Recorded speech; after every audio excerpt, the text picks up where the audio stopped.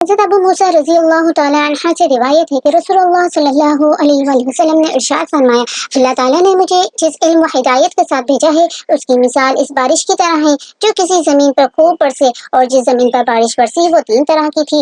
اس کا ایک ٹکڑا عمدہ تھا جس نے پانی کو اپنے اندر جذب کر لیا، پھر خوب گھاس اور سبزہ اگائے۔ دوسری وہ زمین کا ٹکڑا تھا جو بڑا سخت تھا، جس نے پانی کو جذب تو نہیں کیا لیکن اس کے اوپر پانی جمع ہو گیا۔ اللہ تعالیٰ نے اس سے بھی لوگوں کو نفع پہنچایا، انہوں نے خود بھی پیا اور جانوروں کو بھی پلایا اور کھیتوں کو بھی سبزہ کیا۔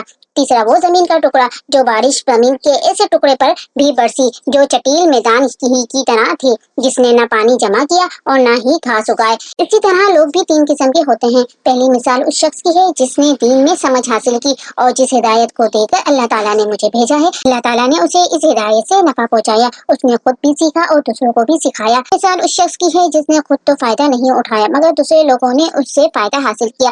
اسی مثال اس شخص کی ہے جس نے اس کی طرف سر اٹھا کر بھی نہ دیکھا اور نہ اللہ تعالیٰ کی اس ہدایت کو قبول کیا جس کے ساتھ اللہ تعالیٰ نے مجھے بھیجا ہے۔